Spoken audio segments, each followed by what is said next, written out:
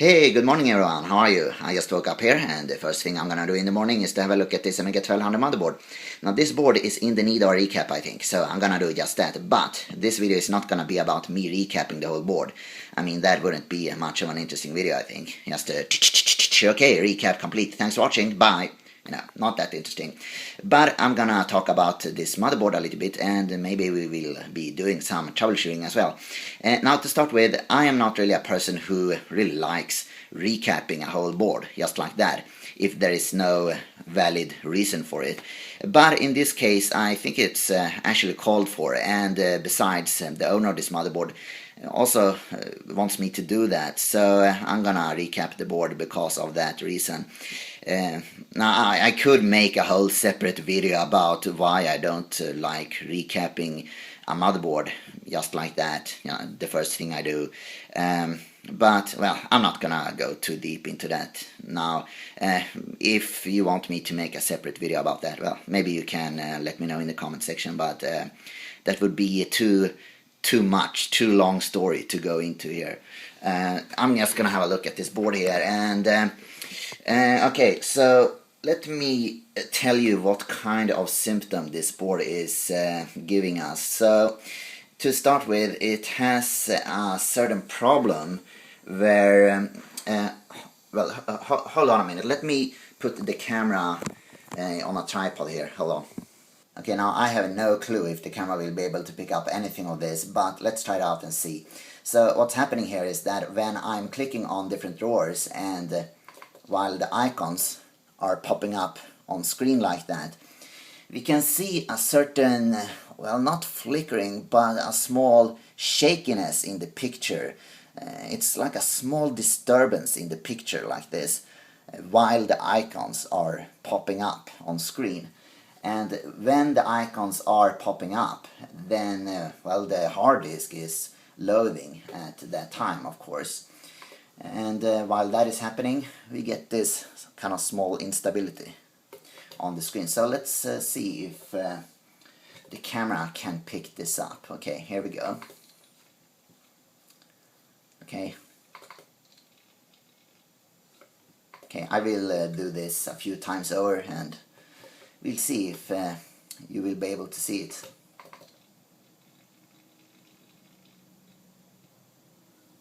And it's stabilizing again after it's done loading the icons.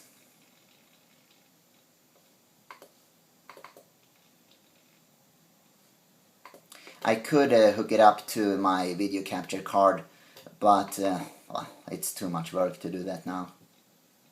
But maybe you can see it, I don't know. Anyway, we got that problem there at least, so I'm gonna have a look at that. Now there is actually a thread on the English Amiga board forum where this particular motherboard is being discussed a little bit, so you can check that out if you want to. I will put a link to that thread in the description for this video. But okay, so the problem we're dealing with here, you know, the screen being a little bit unstable while the hard disk is loading, that is most probably caused by instability in the power supply for the video DAC here, which is caused by insufficient decoupling for the video DAC, which is caused by a bad capacitor. So this whole problem would probably be solved if I just recap the whole motherboard, which I'm gonna do. So I don't really have to troubleshoot this problem, but I thought we could do it anyway, just for the fun of it, and just to see if we are able to track down that very specific capacitor that has gone bad, or maybe specific capacitors, there might be several of them, that has gone bad. So just for the fun of it, just to see if we are able to do it, let's try to do a little bit of detective work here. So what I think is happening here is that when the hard disk is loading, the actuator arm inside it is moving a lot like this, and that is causing the current to change a lot. So if there is some certain problem with one of the decoupling caps, or if there is just not sufficient decoupling for the video DAC, well, we're gonna have a fluctuation in the voltage for the supply voltage for the video DAC also, and that is going to be coupled to the video circuit, to the RGB lines, and it's going to go straight to the TV, and we're going to see it on the screen. And that's what's happening here. It's, you know, there can't be anything else that is causing this problem, because the fact that the hard disk is loading and a lot of data is being shuffled between the motherboard and the hard disk, that has nothing to do with the video DAC and the video circuit. So the only thing that can cause this kind of behavior is basically that the hard disk is drawing more and less current all the time, like this, as it's loading, and we get this fluctuation in the voltage here for the video DAC, because the supply voltage, that is, because we don't have enough decoupling here, and the capacitors are not really doing what they should do. And we can also probe that with the oscilloscope to verify that this is actually what is going on. And I will do just that. I will hook up the scope, and we will take a look at the supply voltage for this video DAC. But also here we have the video encoder, and I don't think it has anything to do with the video encoder, because we have this problem already here at the RGB output. And you know, the video encoder, it's just encoding it to a composite video signal, and that is going out here, and then it's going to the RF modulator and going out there, and yeah, all that stuff. But we have this problem already here in the RGB lines, so the signals are going from the video DAC out here and straight out here, well, through some passives here, but anyway, out here. So it's not even going through the video encoder, but yet we can see this problem straight through RGB. So already here we know that the video DAC has some kind of decoupling issue or something. So let's have a look at that through on the scope, and let's see if that is actually the case. Okay, so the power supply for the video DAC, we have it here, right at the decoupling cap. I can probe right there the positive terminal of that cap. So let's have a look here, and yeah, we can see that it's jumping around a bit there, and the hard disk is not even loading now. And the scope is set to AC coupling and 100 millivolts per division. Let me change the volts per division a little bit here. So we're now at 20 millivolts per division, and I think it's even more obvious now that we have some kind of instability issue on that 5 volt supply rail, especially close to the video DAC. Hello, Mr. Supply Voltage, what are you up to? Huh? What are you doing? Are you on steroids or something? Now what I'm gonna do is to have the hard disk working for a while, because I wanna see if there's any difference on the scope while the hard disk is working when probing the very same spot on the motherboard. So if I open this partition here, well, here I have 518 megs free, and let's see, workbench is 229 megs, so I can just copy my whole workbench partition to this partition, and it will take a while and it will be working. So okay, now the hard disk is working here, it's copying, so let's have a look. I will probe the same spot here. Whoa! Oh yeah, okay. We got a problem, I think.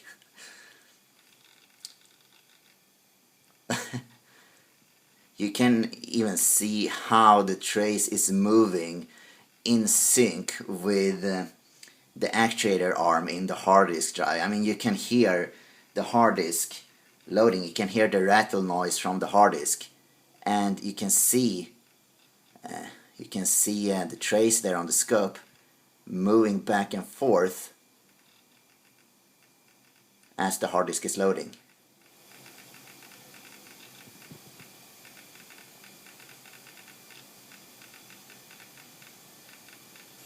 And we can of course also probe the analog RGB signals just to verify that we actually do have a fluctuation in the amplitude of those signals. So here I'm triggering off the vertical sync signal, and now let me put the probe here on red. There we have the analog red, and maybe you can see here that we have a small fluctuation there. Okay, so let me move on to green. Yep, it's jumping around a little bit there. And blue.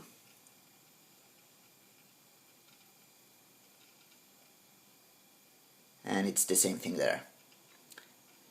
So this fluctuation in voltage is definitely being coupled through the video DAC here, and it is affecting the analog output circuit here of the video.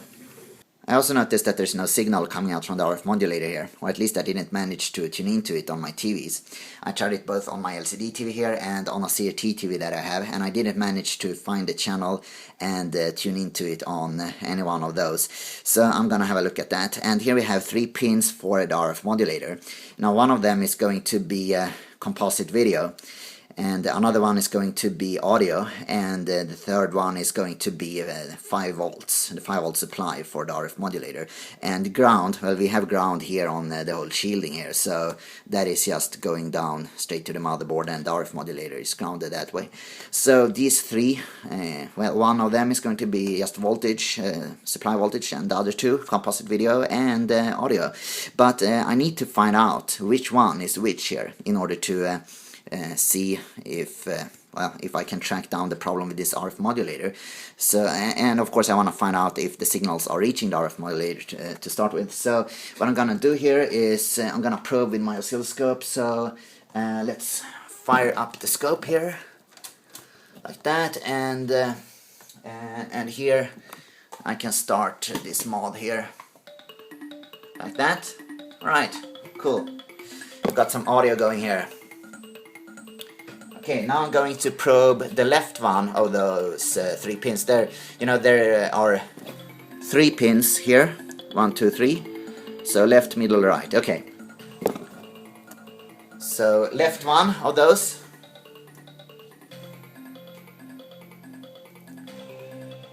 Okay, stop the audio. Okay, so that is obviously the audio. Okay, so that is the left pin of those. Okay, and here's the middle one, and also that is reaching the RF modulator, so that is good to know. Okay, here's the middle pin. Okay, so I can stop the audio now because we already know that the left one is audio. And well, I don't know what this middle pin is. It's not giving any reading here. Okay, so let's have a look. Oh, by the way, the scope is AC coupled. Okay, now I DC coupled it, so let's see. Well, on the middle pin we get something there, but I don't know what it is really. It's like, yeah, kind of strange. Okay, so let's check the right pin. And let's see. Okay, 1 volt per division, so I think that might be the supply voltage. Yep, 1, 2, 3, 4. Okay, it's a little bit slower than 5 volts there, but that is obviously the supply voltage. So we should have composite video on the middle pin, I think. And this is the middle pin now. I'm probing again, but well, we're not getting any composite video here, that's for sure. It's just a lot of noise. So then what I can do is do like this. We don't have any anything incoming on the middle pin there. And there should be composite video, but well, there is no composite video coming in there. So let me put the hard disk like this. And what is happening here is this capacitor right here, that is AC coupling the composite video to the RF modulator, to the middle pin here. And then we can try doing like this, because if this capacitor has gone bad, well, it's not gonna AC couple that composite video, and we're not gonna get any output here on the RF modulator. So let's just do a little trick here. I'm gonna hook up this cable here. Okay, now we got composite video coming out here to this end here. So right here in the middle we have composite video now. And I know this one is working because I already tested that, so this output is working. Okay, so if I now set the TV to this channel here, now this signal, it should be AC coupled into this RF modulator here, and that is happening through this capacitor. So can I hook this wire up directly? Shouldn't I use a capacitor in between? Well, no, because it's not needed, because this output is already AC coupled, because we have an AC coupling capacitor somewhere on the board. I don't know exactly which one that is, but we have an AC coupling capacitor on the board that is AC coupling the composite video to this RCA jack. So we already have AC coupled composite video here, so I don't need to use another AC coupling capacitor. You know, I don't need to put another capacitor in series here and then connecting it here. I can just do like this. So here I'm gonna hook up composite video directly to the middle pin here, and this is what happens. Okay, now I remove that wire and I hook it up to the middle pin again. Composite video to the middle pin there. Ta-da! Got it back. Here is RF. A really great RF picture. Awesome quality, you know, on these RF pictures. I love it. Gotta love them. So I just did like this, and hooked it up like this, and we got the picture back right there. Like that. Oop. Hold on. Like that. Okay, I'm not getting a good connection there. There, like that. Okay, cool. So, conclusion. Well, this AC coupling cap, this cap that is AC coupling the composite video into the RF modulator, it's gone bad, completely bad, and it's not AC coupling the composite video into the middle pin of that RF modulator anymore. And, well, the RF modulator is not receiving a composite video, therefore the RF modulator has probably some internal, well, kind of circuitry inside, which makes it not turn on until it gets that composite video on that middle pin. And that's it. So this capacitor, definitely bad. And this capacitor, what it's doing, it's decoupling this RF modulator. It's a decoupling cap for the RF modulator, and that is probably also bad. It looks a little bit bad. So yeah, that's it. Oh my, and what do we got here close to the floppy power connector? Well, I would say that this capacitor has done a pretty good job of camouflaging this solder joint, because the joint has taken the same color as the solder mask of the PCB. So this capacitor, definitely bad. And we already know that this capacitor is bad, and this one, very suspicious. I would say most likely bad. And this one, I'm not sure about it. This one is decoupling the video DAC, and sure enough, we did see a fluctuation and noise there on this side here of the capacitor, but that can be coming from this area of the board. So it might not be anything wrong with this capacitor. You know, it's just a 10 mic cap, so it might not be able to filter out that fluctuation by itself. So it might just be something that is coming from here. I'm not that sure. Maybe that is not bad after all. It's gonna be interesting to see whether or not that is the case. Here, these two capacitors, they are not gonna check bad, I believe, because they are just AC coupling caps for the audio here. So the audio is being AC coupled here for the left channel, and then it's reaching this RCA jack. And here's for the right channel, same thing, AC coupling, and then reaching the RCA jack here.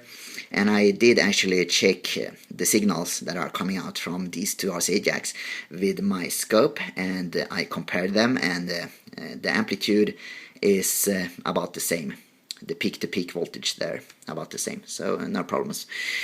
So these two caps, they're gonna check okay, most probably, and these two are decoupling caps for the op-amp here, and one is for the plus 12 volts supply rail, and the other one is for the minus 12 volt supply for the op-amp, and these two are gonna check okay also, I believe, because I couldn't see any significant ripple or noise or fluctuation there on my scope when probing these two caps. So they seem to be doing a good job, and I suppose they are still working fine. This one is bad, of course, we already know that. I'm not sure about this one. I have no reason to believe it's bad. About the wet ones, well, I'm not really sure. this one. I actually replaced this one about a week ago when I troubleshooted this board a little bit together with the owner of it when he was here, but that was just a quick thing we did. So this is gonna be okay, but well, I would say like this. This one is definitely bad, and this one is very suspicious, and this one is definitely bad. Now these two are gonna be good, so maybe you can see where I'm getting here. We're definitely starting to see some kind of pattern.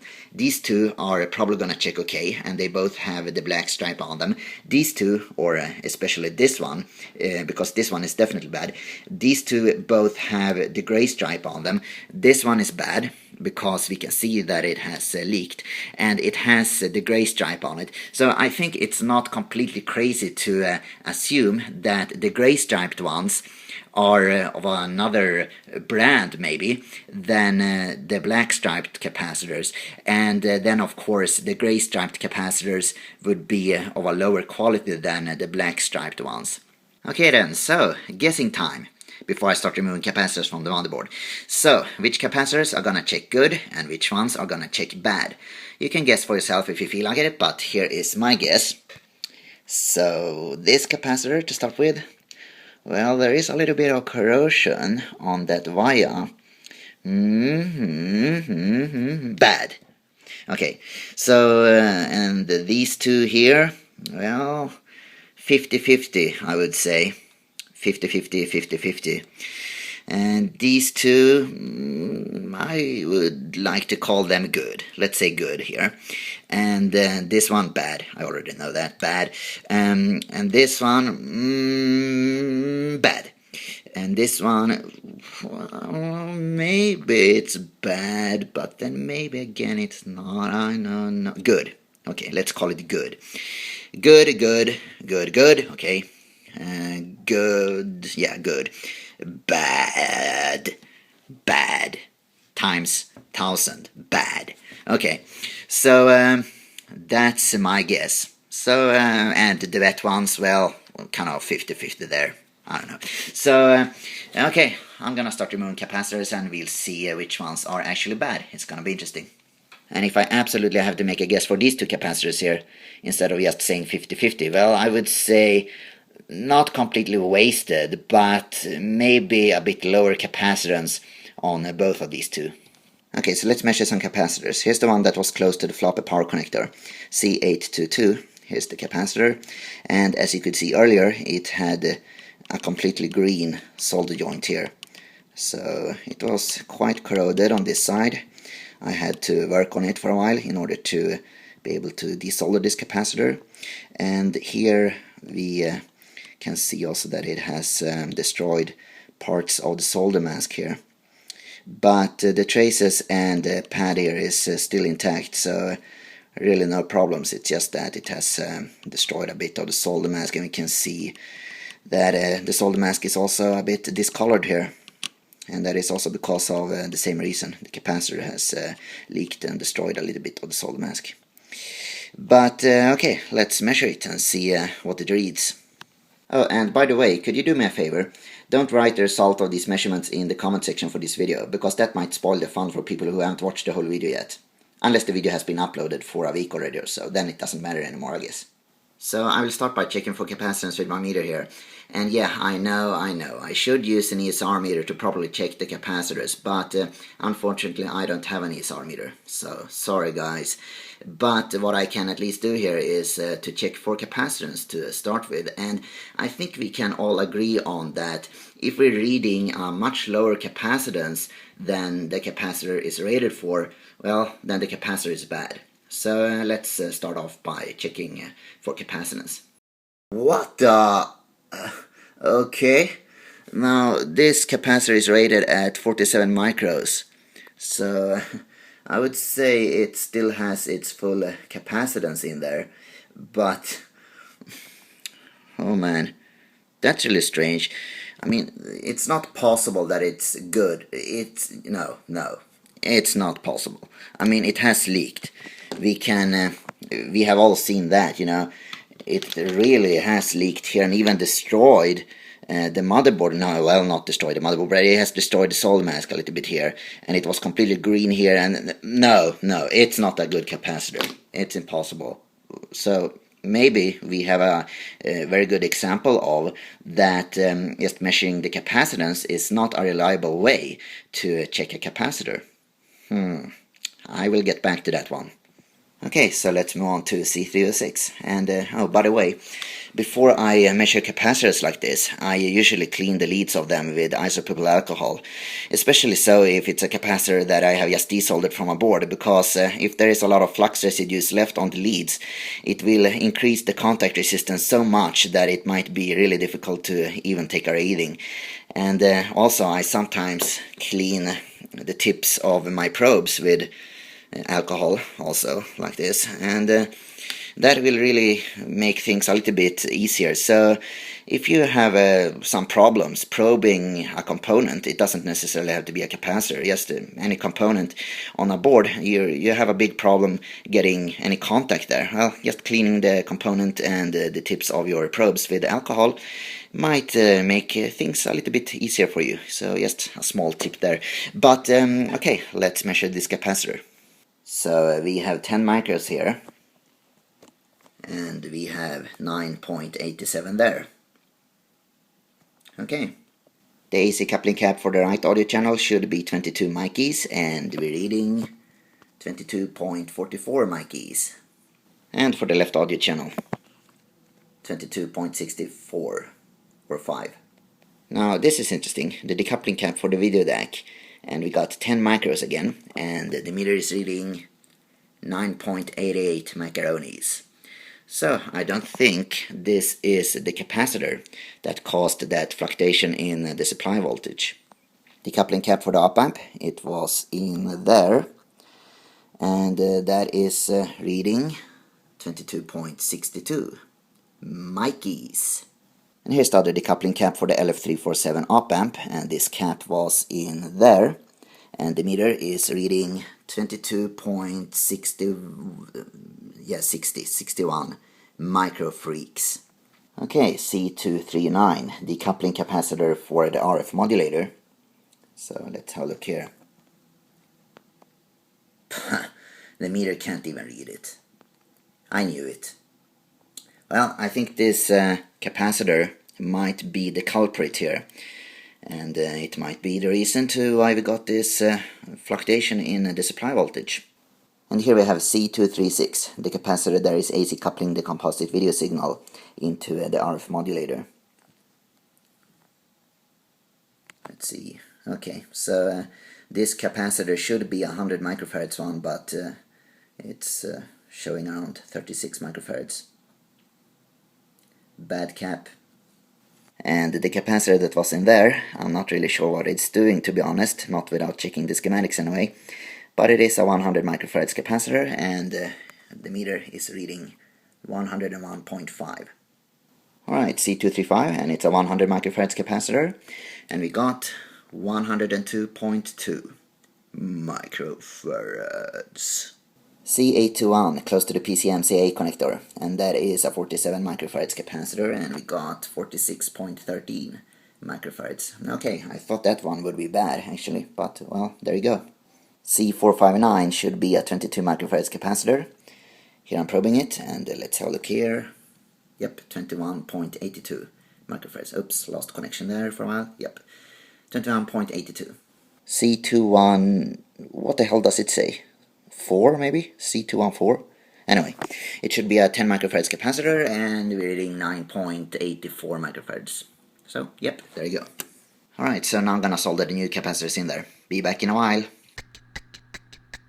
Alright, so after many hours of soldering, I'm finally back and hooked up here again, and all the electrolytic capacitors on this motherboard have now been replaced with the new ones, and we have a really clean RGB picture going here now. I'm not experiencing any instability issues with the RGB picture anymore, which is great. So we got a stable picture coming out from here now, but unfortunately we're not getting any composite video output now all of a sudden. And neither are we getting an output from the RF modulator. Nothing. Oh man, what's wrong now? All I did was to replace a few capacitors on the motherboard. Oh. Hello everyone and welcome. This is a tutorial on how to mess up the composite video on your Amiga 1200 motherboard. Start by turning on your soldering iron and let it heat up to temperature. Then desolder some of the capacitors on your motherboard. No, but on a more serious note, it can't be that difficult, you know.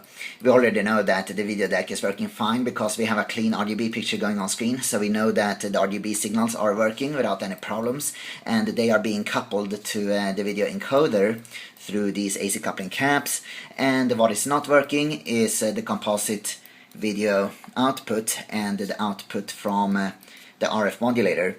And these two AC coupling caps here have been replaced during the recap, but it's not very likely that this problem has to do with bad solder joints here, because if one of these caps had bad solder joints, well, let's say this cap had bad solder joints, and then we wouldn't get anything from the composite video output, but this cap would still be okay then, and we would get an output from the RF modulator. So, you know, it's not really likely that both caps have bad solder joints. Not likely at all. Also, besides, I have actually measured for resistance between pin 20 here of the video encoder and the output pin here of the RCA jack. And why did I measure for resistance? Well, if I measure resistance here and resistance here, then this capacitor, we can see this capacitor charging up on the meter. And that is a way of knowing that the capacitor is connected in the circuit. And I also measured between here and down here, this middle pin here at the RF modulator. And when doing that, we can see this capacitor charging up, and I could see that on the meter. Both these capacitors, I could see them charging up, so they are connected in the circuit. So and also, since we're not getting any output here and we're not getting any output here, it's very likely that the problem is already here. There is no signal here. So I will probe that with my scope to verify that that is actually the case, and I will have to try and find out why we don't have any output here. Okay, so I'm now triggering on the horizontal sync signal with this probe, and we can now start by checking the RGB signals. Not that we really need to, but anyway. So here's R and G and B. Okay, so that works fine. And now here is the video encoder. So let's check the composite video output pin. That would be this one here. Okay. Okay, so we have a DC voltage there, but no signal at all.